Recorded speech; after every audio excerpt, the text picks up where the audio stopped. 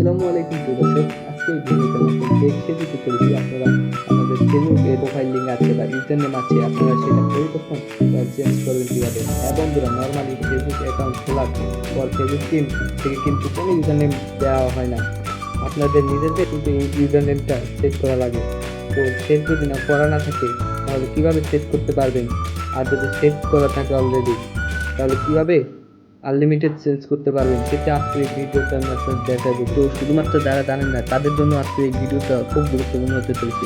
তো প্রত্যেকজনকে বলবো ভিডিওটা A to Z শেষ পর্যন্ত দেখতে, আর আজকের এই ভিডিওতে একটি লাইক দিয়ে যারা চ্যানেলে নতুন দর্শক আছেন তারা অবশ্যই আমাদের চ্যানেলটিকে সাবস্ক্রাইব করে পাশে থাকা অল বেল আইকনটি সিলেক্ট করে দেবে। তো চলুন শুরু করি আজকের ভিডিও।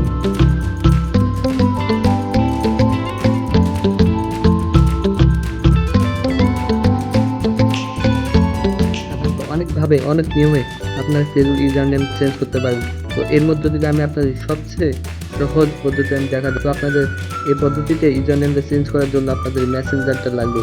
মেসেঞ্জারটা ক্লিক করার পর দেখতে পারবেন যে এই জায়গায় আপনার প্রোফাইল আইকন আছে, এটা ক্লিক করবেন। ক্লিক করার পর দেখতে পাচ্ছেন যে এই জায়গায় ইউজার নেম আছে, এটা ক্লিক করবেন।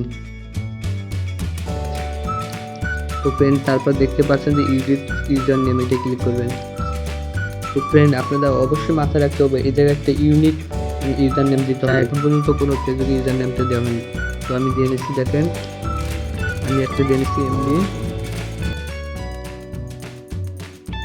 দেখতে পাচ্ছেন যে আমাদের ইউজার নেমটা হবে। তো তারপর আপনারা সেভে ক্লিক করবেন।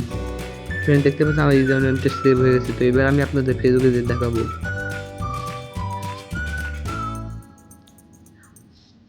তো ফ্রেন্ড ফেসবুক প্রোফাইলে চলে আসবেন, থ্রি লাইনে ক্লিক করবেন।